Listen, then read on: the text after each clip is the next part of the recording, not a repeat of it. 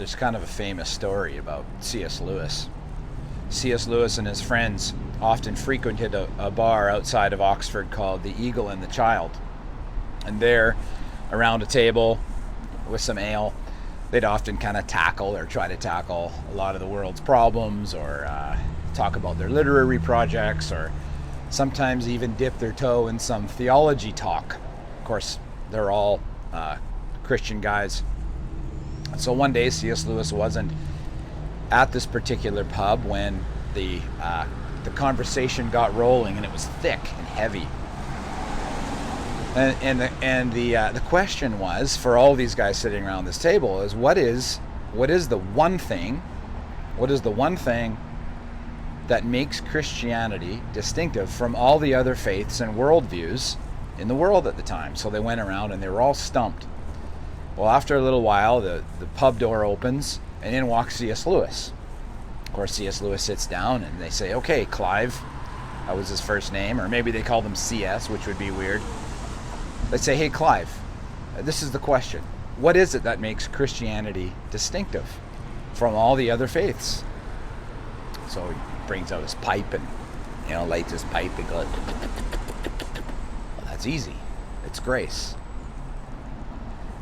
Grace is for the Christian, and maybe even for those who aren't yet Christians, probably the hardest concept to grasp. What is it? Now, of course, technically, we would say that grace is unmerited favor. Okay, but what the heck is unmerited favor? So I'm going to put it as simply as I can. Grace is getting something unbelievably good that we do not deserve. Okay? Getting something unbelievably good that we do not deserve. So I want to tell you a story in my life that happened when I was a kid, that was my first real experience. I think probably the most profound time in my young life as a child, where God just shouted out what grace was. Of course, I'd experienced grace many times before this, but it was just a very profound experience of grace. And it all had to do with a bag full of candies. So when I was about 10 or 11, maybe 9, my mom and I went on via train to Alberta to see my mom's aunt and my cousins there. It was in Edson, Alberta, and it was actually a little town outside of the little town of Edson called Piers, and we stayed there for a week. Of course, during that week I got to know my cousins that I didn't know very well, and before long the week was up. Now, for whatever reason, there was a train strike, and so my dad had to come and pick us up, and so he was on the way. And on our last day there, my Auntie Jenny took us, the two boys, so that my two cousins and myself, and we went into the local candy store. It was just kind of a regular store, and she filled this bag of candies for us to share. Now, of course, during the course of the week, I kind of clicked with one of my cousins more than the other. Well, that night, we got the treat of being able to sleep in their travel trailer that was next to the house alone, all of us three. Auntie Jenny said, well, you guys make sure you share those candies. Okay, so for sure. Oh yeah, of course we will. So I remember that in this travel trailer, me and the cousin I kind of clicked with more, we slept on one of the beds, and then my other cousin slept kind of on the other side of the travel trailer. Well, guess who had the bag of candies? It was me and that cousin. And for the first hour or so, we relished eating those candies and not sharing them with my other cousin. I just remember how mean that was, how mean that felt. Well, sure enough, before long the candies were eaten, and my other cousin said, hey, can I have some of those? And they were gone. I just remember how crushed he was. Not not just because the candies were gone, but of how mean it all was. It was terrible, and of course we knew what we were going to get in the morning. It was not going to be pretty. So I don't know how much I slept that night, but it wasn't good. So anyways, the next morning came, and the truth came out. We had crushed that bag of candies, apart from my other cousin, who was already probably feeling left out during the week. So of course, right, we got in big trouble, not only from my mom, but from Auntie Jenny, and of course we deserved it. We knew it. It was terrible. So that day, and of course that day was the day we were gonna get home, all right, come home. And so of course, with a big shadow over my little life, I kind of drudged around that day, and well, it was time to go, right? And I just remember my Auntie Jenny, I don't know if she was mad. I'm sure she knew how kind of childhood worked, but I just thought, man, this woman is gonna just not like me for the rest of my life. So anyways, it was time to leave.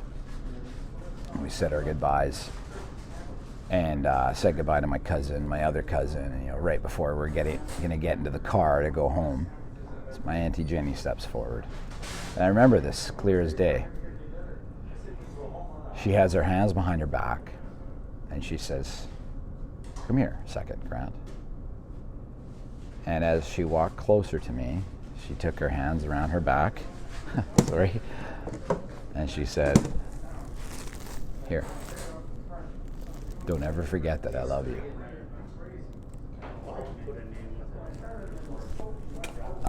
I've had a lot of memories in childhood, but nothing was more powerful than that moment where God led me to experience grace for the very first time. Whenever I come into a store like Carl's here to get my bag of candy, no, I'm not going to say for the week, but every once in a while, I often think of that act. I did not deserve that bag full of candies, but that is what was given to me. That is grace. Grace is getting something amazing that we absolutely do not deserve. It says in Hebrews 4:16, "Let us then approach the throne of grace with confidence, so that we may receive the mercy and get the grace we can have to help us in this time of need." One of the hardest things for us as Christians to grow out of is that God is somehow chronically punitive towards us, which means he's always ready to punish us for something that we've done wrong or something that we've done. We stub our toe and say, "Oh, it was probably because I did something stupid," or some people think maybe the accident that I was in 10 years old because or 10 years ago, it's because I wasn't living right. As a Christian, we believe, and this is what's amazing, that all the wrath of God fell on Jesus Christ on the cross. None of it remains for us who believe. So what God wants to get across to us is grace. He says, come and get it. Come and get the grace. Approach the throne of grace with confidence. Come boldly, and get the grace we need. So maybe a question I'd like to ask to finish this all off is, when was the first time that you truly experienced grace in your life? I mean, when you absorbed it in your bones, where it was almost like someone smacked you over the head with it. Was it something that you experienced as a child or as a teenager or as an adult? Or was it something that you kind of felt, like almost metaphysically from God? Maybe it was your time of conversion. What happened in your life, or what was it that happened in your life where you experienced that incredible grace?